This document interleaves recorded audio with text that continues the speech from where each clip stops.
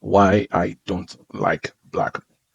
Of course, in 2025, the correct word is hate. But of course, for the purpose of the YouTube and everywhere, you use the term to still have the same effect, but we just make the adjustment for palatability. But then, hate in 2025 simply means know the truth about. I noticed that the word hate is short form for know the truth about. So usually when somebody says or accuses you of hating women or gays or Jews, it usually comes when you've said something that is true. When you said something that is demonstrable, you can demonstrate what you're talking about. You've said that thing is correct, but the person listening knows that it's correct, but doesn't want to admit that what you're saying is correct. So what they do is they say you're hateful in order to make it seem like you are irrational or insane, and therefore your hatred comes from a place of a lack of logic. They ascribe an emotion to you in order to make your position seem emotional and therefore illogical. Well, truly, what you've said is the truth. So if someone tells you you hate Dash, it simply means you've stated the truth about that group of people or that subset, of course, in general, and the accusation of hatred is incapable of dislodging the truth of what you've stated, and it's simply an attack on your sanity by saying that your statement of truth comes from an irrational place called hatred. It is the worst form of gaslighting, but most likely and very often the most effective. I have seen and endured this for years. So I make this video for posterity so that I can get it off my chest one final time. Here's the truth. Black people are less intelligent than normal people. There are many ways to break it down, like some people say black is not just skin color, it's not just a racial identity, it's not just ethnicity. It's also a string of choices, a string of, decisions that people make. People say that you can make the decision to be black. But any reasonable person knows exactly what I'm talking about. Black people in general, that broad stroke of the black people you see at the movies, the black people you see on the train, the ones who come in making the noise, the ones who don't like any kind of academic activity, the ones who cry online, the ones who get an anime character and paint it black, the ones who see Francine holding shots as a meme and decide to make Francine into a black woman. These are the people. This is what we call black people. So of course, nobody means each and every single individual black person ever existed. It's about in general. It's a set of behaviors. It's a set of mindsets. It's a set of activities that a certain group of people perform and do more often than not, and we call those people black people. These people who exhibit these behaviors are less intelligent than normal people. I use the word normal people, not white people, not Asian people, normal people. There's a certain string of behaviors that when you do them, they're identified as black. In fact, if quote unquote as a black quote unquote person, as a black person, a person of African descent, a person of melanin, or what's the word, melanated, if you don't exhibit these behaviors, if you behave like a normal person, other black people will call you a name. They will call you whitewashed. They'll call you coon. They'll call you acting white. If you are a normal person, it is possible for you also to be black. It's just that you're not like black people. So, I mean, with that premise out of the way, because we need to spend another 20 minutes explaining what I mean, I've done that. And now we can go into why I don't like these people. So, again, I'll state it one more time. Black people are less intelligent than normal people. This manifests itself in the obvious violent and criminal tendencies, as we all know, but also in their inability to hold an intellectual conversation. You've seen this. This has happened to you many, many, many, many times. Black people generally lack the capacity for imagination. So, in general, it is difficult for them to dissociate themselves from what is being discussed. So if you look at it, for example, it's why they talk so loudly in movie theaters. They react immediately, oh, don't go in there, or things like this. They are incapable of drawing a distinction between something that is being spoken about metaphorically on a screen and what they personally are actually going through. That is one manifestation of Black people's subpar intelligence. So it's the same reason why a Black person who has never been a slave would feel a strong sense of kinship with a slave who was thrown to the bottom of the ocean or had to work a field for 200 years or whatever the case may be. Even people whose ancestors were never part of the slave trade. That is, they were not sold into slavery, they did not buy any slaves, they did not sell any slaves. They are just their normal individual people, because for God's sake, not all Black people were slaves, right? I'm sure some people don't know that, Black people. But that has become their identity. That has become their identity because they went to the movie theaters and saw slave movie after slave movie. Started from Roots, went down to Django Unchained, 12 Years a Slave, Birth of a Nation, Selma, etc. etc. It just keeps going on. In those days, they used to make those movies every 9 months, and they all usually won awards. The Help, all of them. The Help. There are just too many. As a, as a Black person in Hollywood, you have to do a Black slavery movie, and of course, by slavery we mean not just the Malcolm, not just the roots Kunta Kinte. You're going all the way up to Malcolm X and Martin Luther King. You have to go up all that way. So this guy doesn't even know the name of the slave with whom he has developed this strange kinship. But the anger and the passion and the vengeance he feels for such a slave that he hasn't seen is so real, and it manifests itself in violence and or extremely stupid behavior. So a general comment like the one I just made earlier, the average Black person will take personally. So if I'm talking about like just you heard what I said, but the Black person react like this, he'll say, "So you don't like me? So this whole time you've been hanging out with me, you never liked me," and things like this. And again, Black person, I'm not talking about you. I'm talking about Black people in general, and you know what I'm talking about, but you cannot help yourself because of your lack of intelligence to understand that if it doesn't apply to you, let it fly. If I'm talking about Black people being loud on buses, being criminals, being stupid, being unintelligent, being averse to education, being adverse to normal, regular life, if it doesn't apply to you, then I'm not talking about you. But you still have the need to get offended and personalize it to you. Further, and in diametrical opposition, their egos, the Blacks, are disproportionately so large, such that a slight against a Black person is taken as a slight against Black people as a whole. This is because each Black person sees himself as the king of all Black. You see all the time. They are all him, and he is all them. He speaks for them, and they speak for him. You see it all the time. Like it's any Black Lives Matter rally, you know what I mean? Like one Black criminal dies, and the entire Black universe stops and grieves, and everyone feels a kinship with a criminal, might I add.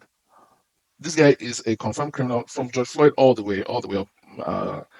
Freddie Gray, the fat one in Ferguson, Missouri, Michael Brown, all of them, Trayvon Martin, they're all criminals. But every Black person feels, not every, but Black people feel a kinship with these people. How can you feel a kinship with someone who is a criminal, and why? Simply because they're Black. You even have people who are not even American. People who did not get to America by way of slavery. People who live in the United Kingdom. That is, they flew there by British Airways. And people in Africa, a lot of whom, a lot of who have never left the continent. They still feel some sort of kinship with some dirty criminal, no good drug dealing, prostitute pimping, porn producing criminal, like let's say, for example, George Floyd. They still feel a deep sense of, oh, it's the injustice that this terrible drug dealer, drug user, pimp person died, and therefore, as a Black person, they feel connected to this person. It is the most astonishing thing I have ever witnessed. And the sad thing is, I witness it every day. But I have to deal with these people. A lot of times, you even have to work with them, but they don't have this simple capacity to dissociate themselves from what they are experiencing. You see a Black person being killed on the screen, you somehow feel that this person is your relative because he's black and a monkey. Speaking of monkeys, Harambe, black people came out and said that, yeah, Harambe's killing reminds them of racism. Rutgers political theorist Shatema Threadcraft has argued that black parents are subjected to targeted racial bias and child welfare policy and concentrated child welfare agencies' involvement in black neighborhoods. The way in which these policies and agencies enforce them, react, interact with black community, places burdens on black parents not experienced by other parents in wider society. Thank you. Thank you. I almost gave up in finding it. But this is exactly what I mean. The roots, of course. Racists prove that they care more about gorillas than black children. This is perfect. Debates around Harambe, a gorilla in the Cincinnati Zoo, have reached fever pitch as the hashtag Justice for Harambe continues to circulate. And then people, black, white, and in between, have dragged the parents through the mud for negligence. And of course, okay, here we go. The child and his parents are black. It leads us to the blatant racism at the root of the attacks against them. It also provides further evidence, if needed, about the utter concern, lack of concern for black life. Here we go. Tamir Rice. Oh, are you saying this? The whole list. The whole list is here. Oh, here we go. This is not surprising, but it is always telling. There are some white people who look at Harambe with his black coat and a child in his grasp and feel compassion for him. They look at that black child's mother's brown skin and feel contempt. They look at the father, the black father, and say a criminal thanks to a Daily Mail hit piece that I would not. Come on, I would like to have it. I would not. I would not give them satisfaction of looking to hear. Why would you do that? Why? God damn it! I will find it. How many of these people would have said he deserved it? Oh yeah, that's another special power of black people.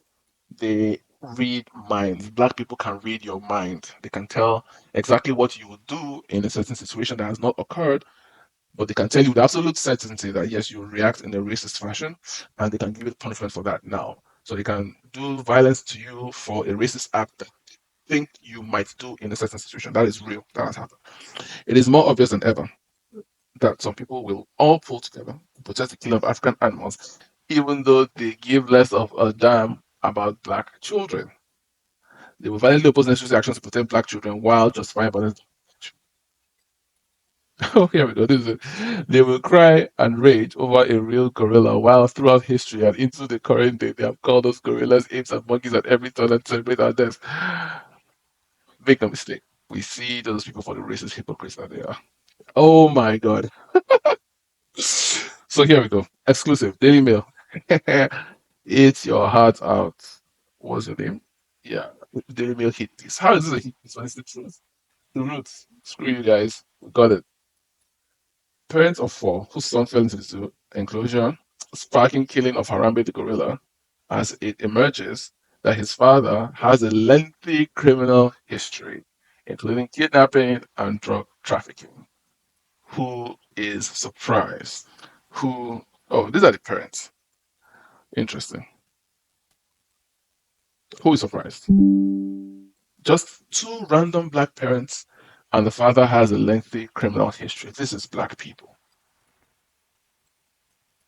Criminal filings against the father stretch over a decade. So for 10 years, as a random, just anyhow, I mean, your name comes into the forefront because of this unfortunate incident where your 4-year-old child climbs into a zoo to join his real parents, that is the gorilla Harambe, and your name comes into the forefront, and you, a random average black person out of the millions in America, you have a criminal history that stretches over 10 years: burglary, firearms, drug trafficking, criminal trespass, disorderly conduct, and kidnapping. In 2006, he was sentenced to 1 year behind bars for a drug trafficking conviction. He turned his life around. Why are they always turning their lives around? Why can't they just live a normal fucking life? Drug trafficking. This is obviously weed. It doesn't even have to be cocaine. 36 years old, and you spend 10 years of your life out of 36 to do criminal activity. This is black people. This is what I mean. He's not special. We didn't know his name before now, even though he has 10 years of criminal activity. But we didn't know his name until Harambe happened. This is what people are having to deal with. White people are having to deal with this. Normal black people are having to deal with this. Everyone has to deal with these people. For God's sake. Over 10 years out of 36 in life. Most people don't live beyond 70. And this guy spends 10 years of his life committing crimes. All these crimes have victims, all of them. So you can imagine the amount of damage that one person has done in 10 years to how many different people: burglary, kidnapping, disorderly conduct, criminal trespass, drug trafficking, firearms. 10 years. They're always turning their lives around, always. Also applies to the fact that they have extremely short memories. This is as a result of lower intelligence. Everyone who has interacted with black people for more than a month know what I am talking about. You find yourself having to explain the same thing you explained to a black person 4 weeks, 4 months after you already did. In fact, you may have explained the concept, black person may have agreed with you, but when the time comes, his disagreement with you is just as vehement, sometimes as violent as before you even had the fucking discussion in the first place. Nobody can tell me that what I'm saying is completely out of the blue. Nobody has ever experienced this. I have experienced this. I experience this, honestly, quite more often than I even care to reveal. It is insufferable. It is intolerable. And I just wonder how other people. I've had conversations with a black person today. Yes, we had a disagreement. I explained my point of view. This is what I think. This is why I think it. These are the facts and some of the things that allowed me to fully believe what I believe. And this is my position. And he's like, oh, okay, yeah, I disagree with you, but I see that this is why you have the disagreement. I see that this is why you have that belief. Okay, we shake hands, we move on. 4 months later, he's like, oh, yeah, that thing, I can't believe you agree with that thing. That thing is wrong. We just had the conversation. It's like this one of how black people constantly believe that they were once the gods of the earth, they created the whole world, and what they started doing recently is they'll get a white person who's saying something very small, like something very small, like there was a guy in the Roman Empire. His name is Siberius Septimus, something funny like that, and he he instructed the the part of the Roman Empire that covered the city of London to build a wall because he had a message that they were going to be attacked from the north. So he rode in from the south and told them that, yeah, there's going to be an attack. And then the white guy, speaking to a black woman, said, oh, yeah, he's like a Roman emperor. And when you think about it, of course, the black woman is eating the whole thing, and the videos gets shared on Instagram and YouTube and X. And of course, black people will carry this and like, oh, you see, even the white people admit that at one time we were the same thing as Julius Caesar. But then you, as a reasonable person, as a normal person, you go and check what an empire is. An empire will have fiefdoms, an empire will have kingdoms. An empire doesn't just span what we now know today as a country. An empire spans a very wide expanse. But there is only one emperor. There may be kings, there may be fiefs, there may be serfs, there may be lieges, there may be all these types of people, but there is only one emperor. Or five. He was a warrior. He came here to Britain in AD 208. He got a message from the governor, and the governor said, So he has a message from the governor. Why is a governor sending a message through an emperor? that we here in Britain are being attacked from the north and we're in danger of being overrun. The first thing he does is have them build the walls of Roman London. Wow. So the city of London, to this day, the square mile is defined by the African emperor Septimius Severus. So he just, see that again? Do you see that again? He called him African emperor, right? You walk into the reception area of the British Museum, the first bust you see is a bust of Septimius Severus, alabaster white, but actually when he was in real life in the Roman world, it would have been painted as he was, a man from North Africa. This is a man who's there all the time. He's right in front of us all the time in the British Museum, but nobody knows unless you dig into the story that he was a warrior emperor from North Africa who stayed true to his own heritage. A warrior emperor, a warrior Roman emperor that was born in North Africa. So he ever came to Britain was the African emperor Septimius. You can't be African and Roman at the same time.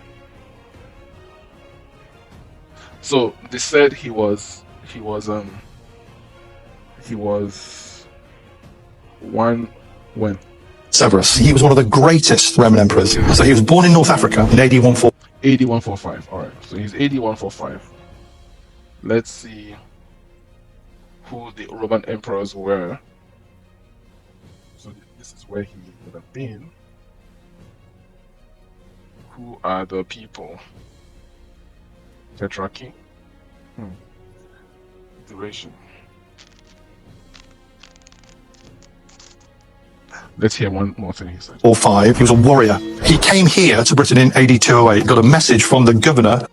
He has a message from the governor. How can the governor send an emperor on a message? Do you see? So it's just this white guy who feels bad for the blacks and is trying to give them some kind of hope. And the word Africa is mentioned. You start shading them black. North Africans have never been black. Or, I mean, just any reasonable thing. But you have sub-Saharans being like, oh yeah, we were emperors. But North African is very different from a Middle African. You know you're different. So I don't get the controls this place. So nothing stops a Roman guy from being the ruler of one of these regions, stationed in Africa, and him marrying some other Roman woman and giving birth to their son in Africa, who now sends a message to the governor. But you act like this part of Africa is the same as this part of Africa down here. And it's just not true. But they believe it. It's like, oh, we was Roman emperors. And it's like, no, you were fucking not. When the time comes, you identify yourself as North African, even though no North African ever identifies themselves with you. There is clearly a difference. And that's the problem.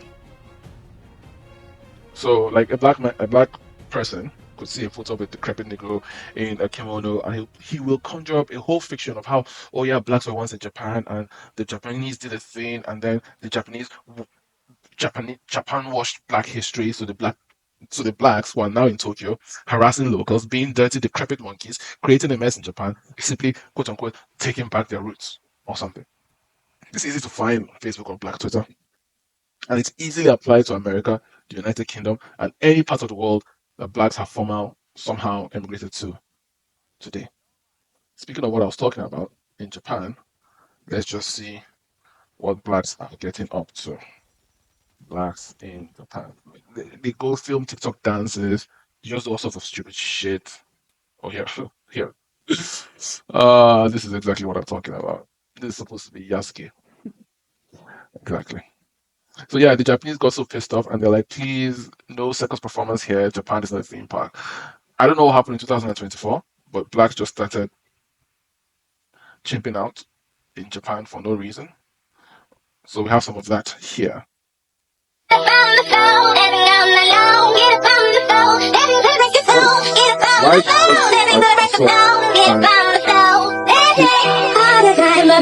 Black people right now are no more than a bionic plague to be inflicted upon people with whom you have a problem.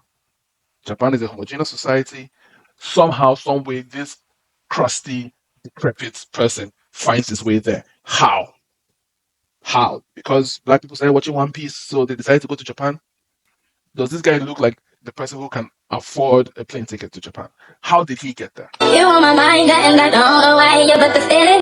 Look at how terrified that girl is. She's just going to school, and some dirty, decrepit black person with HIV and malaria combined is disturbing her train ride. Why do they have to do this? Just look at this.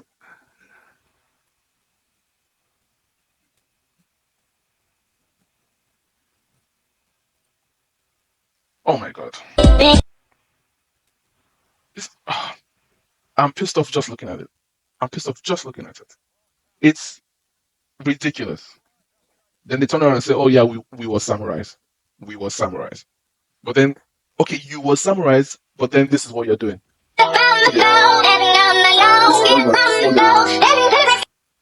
Go away, please. So it pisses me off to no end. So I think that's really the summary, that black people who used to be somewhat reasonable and comparable to normal people, today they are no more than plagues. They're no more than plagues to be unleashed upon an unsuspecting, calm, a homogeneous people. It's just unfortunate.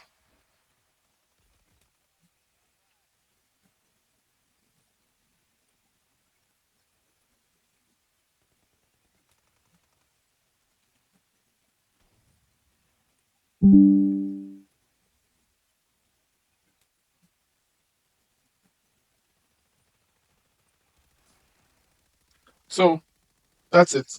Let me know what you think. Do you hate black people? Oh, sorry, no. Do you not like people? I certainly do not, because because of the reasons I've enumerated thus far. I'm certain everyone has a similar experience to something I've said. How willing you are to admit it is a different story altogether. But this is my experience. It has been building up for such a long time, and it's something that just needs to be said. And it has been said. And I'm sure many people agree. Because, I mean, if we really want to start doing it, do I have to start going back into my column-fiative archives? Do I have to start going into my daily Stormer archives? I have over 20 gigabytes of pure black crime and activity. Do I have to start? Do I really, really, truly have to go through all that to show people that black people, this is what black people do, this is how they behave? Do I truly have to do that when everyone knows that this is the case? I don't. I do not. These are all videos, compilations of stories, black people just being who they are, doing what comes normally to them. And I'm just making this video saying, this is why I don't like them. They're criminal, they don't listen, they're lazy, they're loud, they're disruptive, they corrode your culture, they don't like good things, they turn on each other, they don't like people making progress, they are unable to dissociate themselves from what is being spoken about.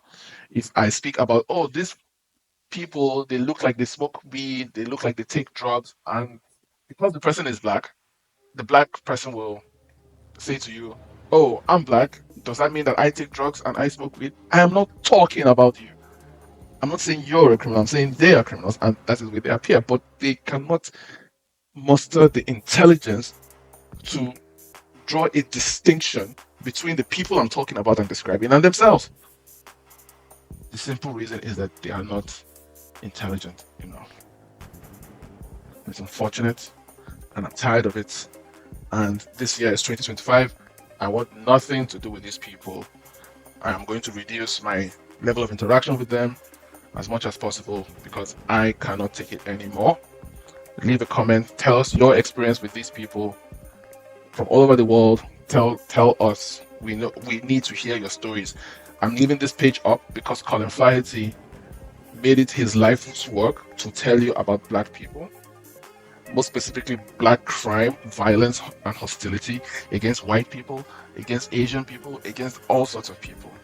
Colin Flaherty died, and he gave his channel to me. I couldn't use it at the time, but his channel is in good hands. Shout out to Jack Barber, the barbershop guy, and shout out to his other crew, the crew, Irish Mike, the Brexville, the Exile Gang, all those guys, the Brexville, the Exile Gang, the Monument Militia, who else? All those guys.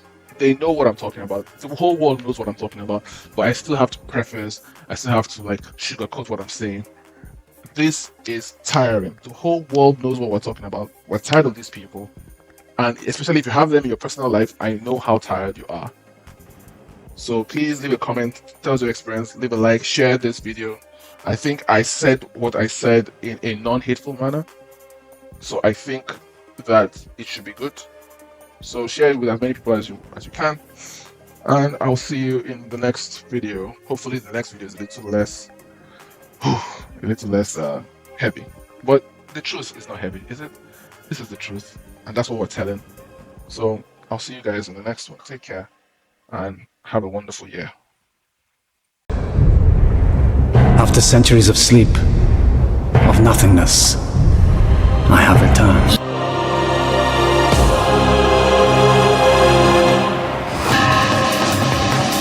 Something comes back to me.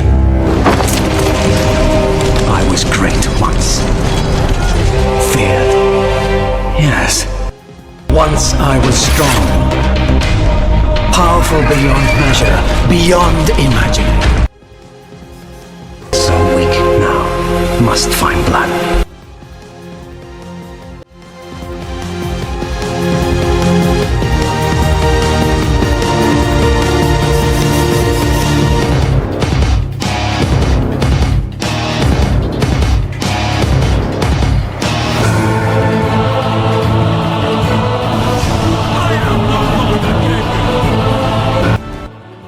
The best guy at synthesizing this stuff, because he's just been hitting these things out of the park.